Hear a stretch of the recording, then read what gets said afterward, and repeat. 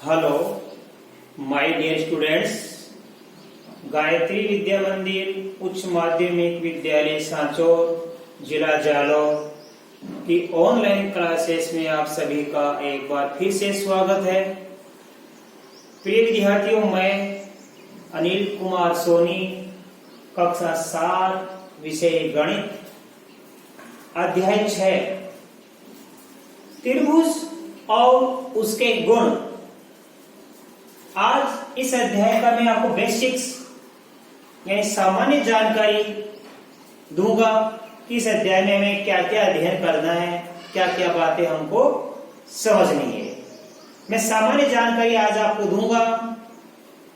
और विद्यार्थियों, आज हम इस अध्याय की शुरुआत करने से पहले मैं आपको फिर एक बार कहना चाहूंगा कि यदि आपने अभी तक हमारे इस YouTube चैनल को सब्सक्राइब नहीं किया है तो सब्सक्राइब जरूर करें, जिससे कि आपको आगे आने वाले नए नए वीडियोस का नोटिफिकेशन समय समय पर मिलता रहेगा। तो देखिए बच्चों, अब हम आज अध्याय 6 त्रिभुज और उसके गुण के बेसिक्स की शुरुआत कर रहे हैं। आज हम त्रिभुज और उसके गुणों के बारे में सामान्य जानकारी प्राप्त कर रहे हैं। देखो बच्चों, सबसे पहला बिंदु नंबर 1, त्रिभुज के बारे में आप जानते हो किसे कहते हैं? त्रिभुज 3 भुजाओं से घिरी किसी बंद आकृति को हम त्रिभुज कहते हैं। ठीक है, यह आपको पिछली कक्षाओं में हमने आपको बड़े अच्छे तरीके से पढ़ाया है कि त्रिभुज किसे कहते हैं कि 3 भुजाओं से घिरी किसी बंद आकृति को हम त्रिभुज कहते हैं।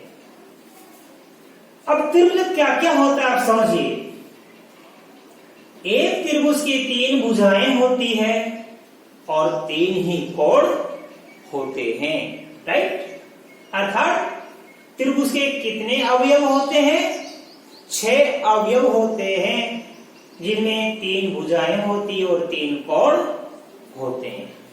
जैसे कि हमारा त्रिभुज ABC है, इसमें 3 तो भुजाएं हैं और 3 कोण है। देखो बच्चों, 3 भुजाएं कौन सी? नंबर 1 AB, ये रही। नंबर 2 BC, ये रही। और नंबर 3 AC, ये 3 भुजाएं हैं इस त्रिभुज की। राइट, इसी प्रकार 3 कोण होते हैं। देखो, नंबर 1 कोण A, नंबर कोण 2 B, नंबर 3 कोण C। तो यह त्रिभुज ABC में 3 भुजाएं AB BC AC है और इस त्रिभुज ABC के 3 कोण, कोण A, कोण B और कोण C है। अच्छी तरह आपके समझ में आई। त्रिभुज के शीर्ष भी 3 होते हैं, शीर्ष A, शीर्ष B और शीर्ष C। नाम चेंज हो गया PQR, तो PQR में यह PQ बन जाएगा, यह QR और यह क्या बन जाएगा? PR। ये कोण P, कोण Q, कोण R, नाम चेंज हो जाते हैं। बाकी ये होते हैं, किसी भी त्रिभुज में 3 भुजाएं और 3 कोण होते हैं, अर्थात 6 अवयव होते हैं त्रिभुज के। अब देखो बच्चों, बिंदु नंबर 2, पॉइंट नंबर 2 बड़ा ही महत्वपूर्ण है, जो आगे की कक्षाओं में आपके लिए बहुत ही फायदेमंद रहेगा। जरा ध्यानपूर्वक समझिए। अब हम अध्ययन करेंगे माध्यिका, कि त्रिभुज की माध्यिका क्या होती है, या त्रिभुज की माध्यिका किसे कहते हैं। बड़ा ही अच्छा पॉइंट है बच्चों, ये अच्छी तरह समझना। किसी त्रिभुज के एक शीर्ष से सम्मुख भुजा के मध्य बिंदु को मिलाने वाला रेखाखंड माध्यिका होता है। त्रिभुज के किसी भी शीर्ष से सम्मुख भुजा के मध्य बिंदु को मिलाने वाला रेखाखंड क्या कहलाता है? माध्यिका कहलाता है। अब आप ध्यान दीजिए बच्चों, त्रिभुज की 3 माध्यिकाएं होती है। हमारा त्रिभुज है ABC, राइट। ये शीर्ष A और इसकी सम्मुख भुजा कौन सी है? BC। और इस BC का मध्य बिंदु हमने लिया D। तो BC के मध्य बिंदु D को हमने शीर्ष A से मिला दिया, तो माध्यिका बन गई AD। शीर्ष B को, इस शीर्ष B की सम्मुख भुजा AC है जिसका मध्य बिंदु E है। AC के मध्य बिंदु E को हमने B से मिला दिया, तो BE माध्यिका हो गई। AB हमारी एक भुजा है और शीर्ष हमारा C है। शीर्ष C की सम्मुख भुजा AB है और AB का मध्य बिंदु F है। F को हमने C से मिलाया तो C एक माध्यिका बन गई। तो त्रिभुज की कितनी माध्यिकाएं होती है?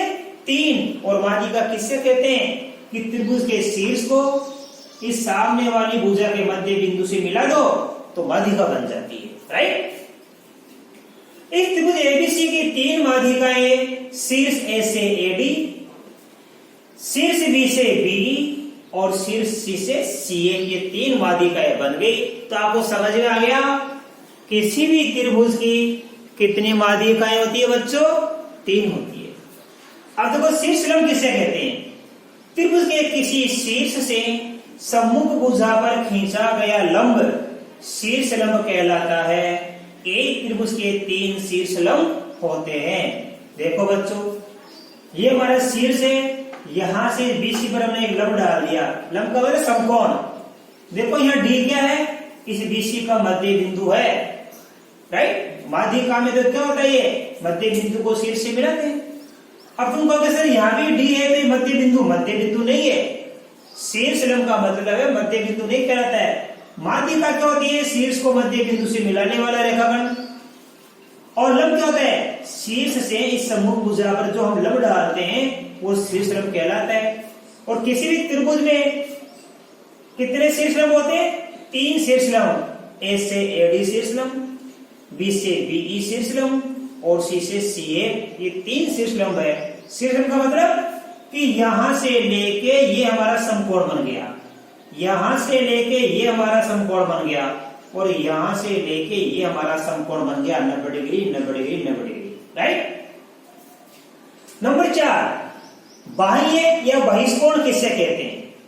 त्रिभुज का बाह्य कोण त्रिभुज की किसी एक भुजा को एक ही ओर या एक ही तरफ आगे बढ़ाने पर बनता है। देखो बच्चों, हमारा त्रिभुज है ABC, राइट। इसके 3 अंतः कोण है। अंतः कोण 4, अंतः कोण 5, अंतः कोण 6। अंतः कोण का मतलब क्या होता है? त्रिभुज के अंदर बनने वाले तीनों कोण त्रिभुज के अंतः कोण कहलाते हैं।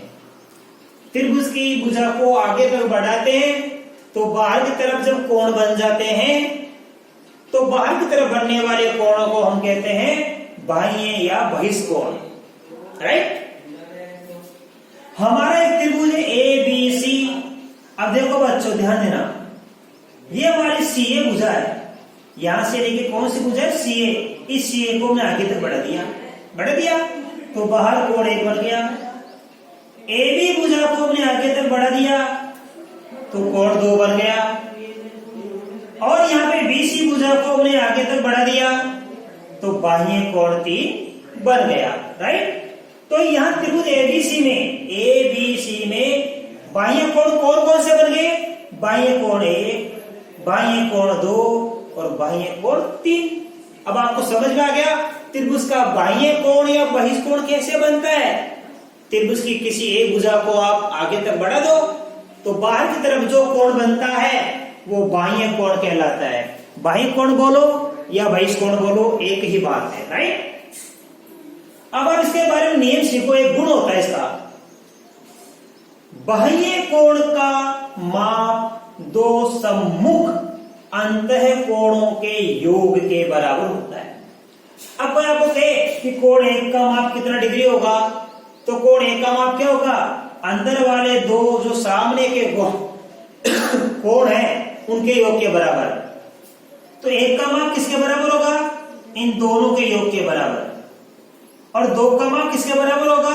इस 2 के सामने तो ये दोनों कोण है, 1 के सामने ये दोनों कोण और 2 के सामने ये दोनों कोण है और 3 के सामने ये दोनों कोण है।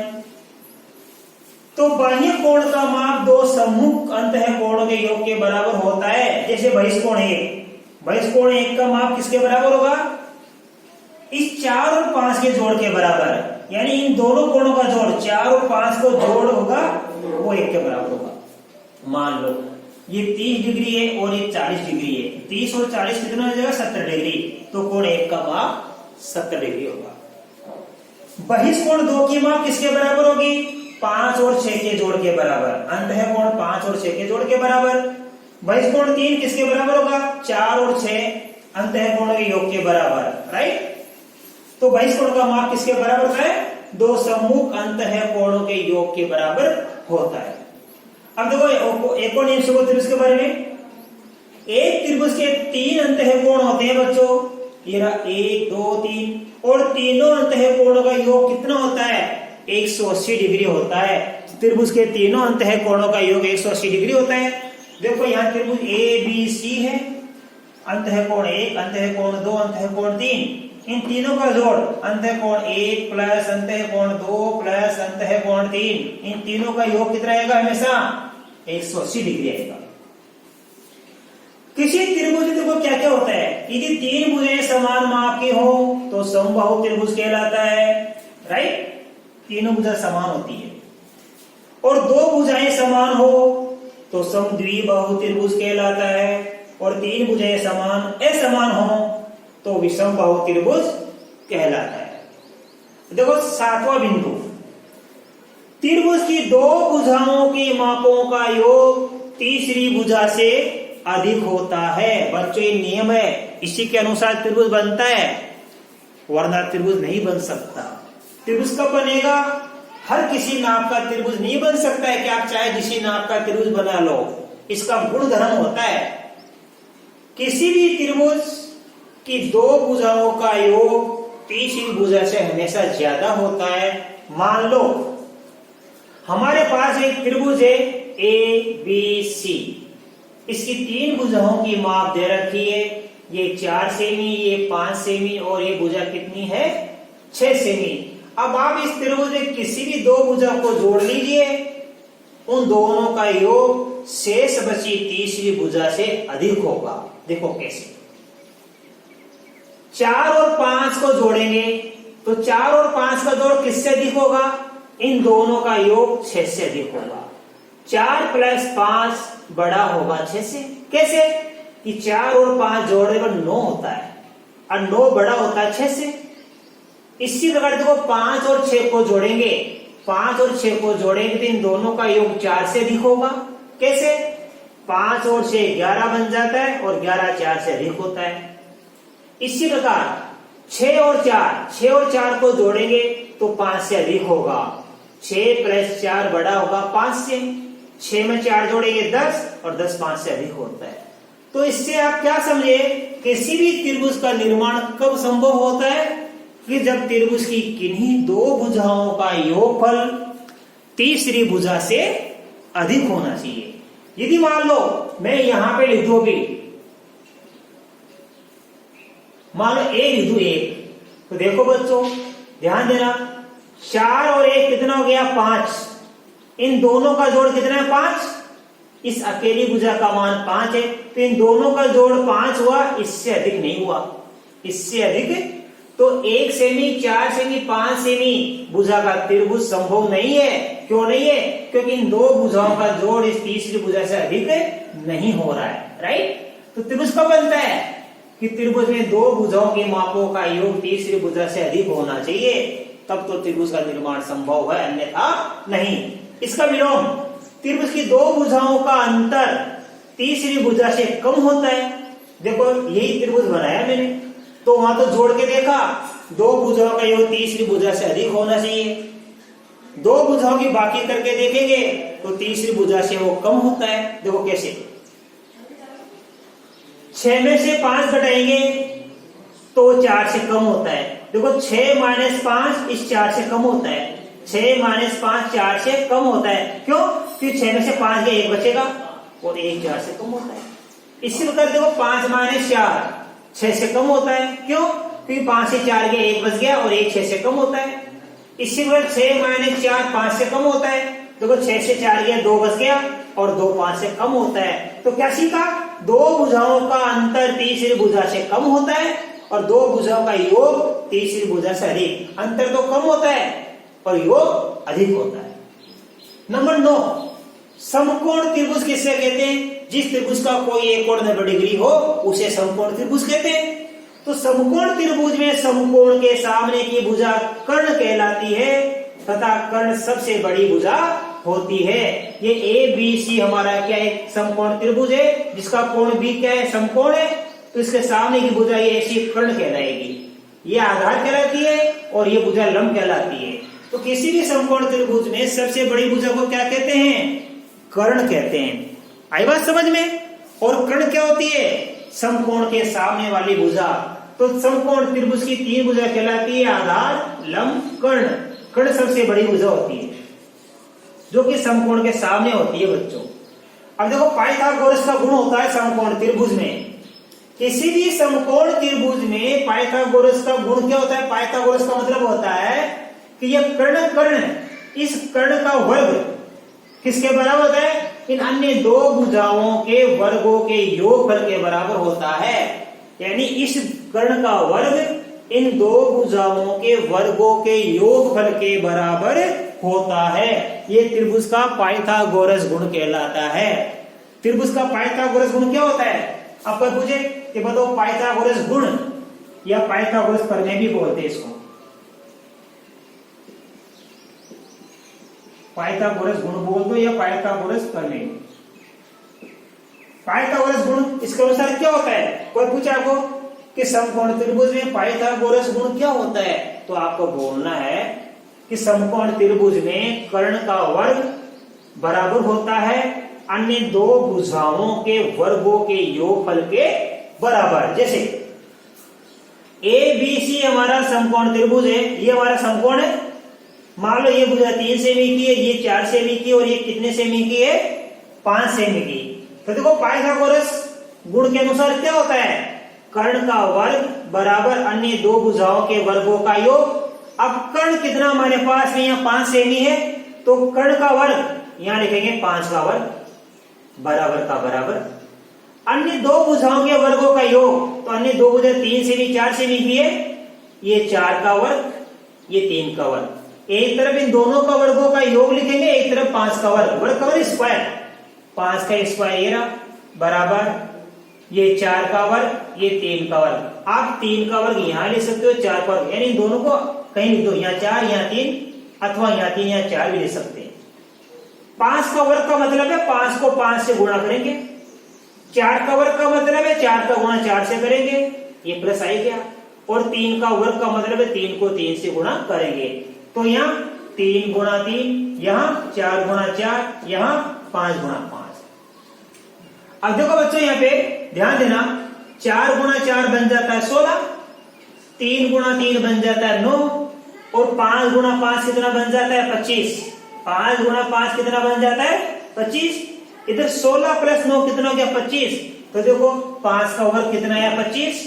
इन दोनों संख्याओं के वर्ग, इसका वर्ग तो आ गया 16। देखो 5 का वर्ग 25, 4 का वर्ग 16, 3 का वर्ग 9।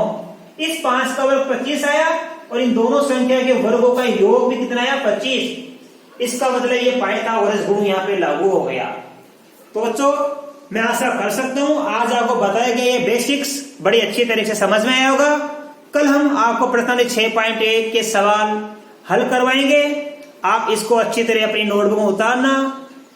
तब तक के लिए धन्यवाद।